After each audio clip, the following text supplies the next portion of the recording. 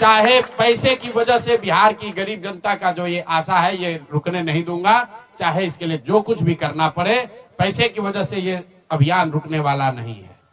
मैं फिर से दोहरा देता हूं, अगले 5 साल तक जो कुछ भी मेरी आमदनी होगी उसका कम से कम 90% मैं जन स्वराज के इस अभियान को चलाने के लिए दान करूंगा। और दूसरा, अगले पिछले 20 वर्ष में जो कुछ भी मैंने कमाया है, मेरी जो चल अचल संपत्ति है, उसमें एक अपने परिवार के लिए घर को छोड़कर बाकी सब कुछ जरूरत के मुताबिक जन स्वराज को डोनेट कर दिया जाएगा।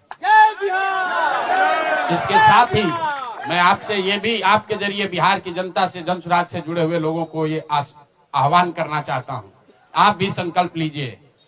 हम अपना 90% दे रहे हैं, आपसे 10% भी नहीं मांग रहे, लेकिन आज से जन स्वराज से जुड़ा हुआ हर व्यक्ति, बिहार को इस मिट्टी से प्रेम करने वाला हर व्यक्ति, आप चाहे किसी दल के हो, किसी विचार के हो, कोई भी काम करते हो, एक मदद कीजिए अपने राज्य के बेहतरी के लिए, सुधार के लिए, व्यवस्था परिवर्तन के इस अभियान के लिए कम से कम 1000 रुपया जरूर आप डोनेट कीजिए।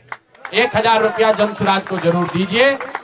अगर आप बहुत गरीब हैं, आपके पास 1000 रुपया नहीं है, तो समाज से चंदा करके दीजिए। लेकिन अगर आप जन स्वराज में जुड़े हैं, जन स्वराज के इस प्रयास की सराहना करते हैं, तो सिर्फ YouTube पर कमेंट करने से नहीं होगा, सिर्फ धक्का करके मेरे से मिलने से नहीं होगा कि भैया हम हमारे साथ, आपके साथ हैं।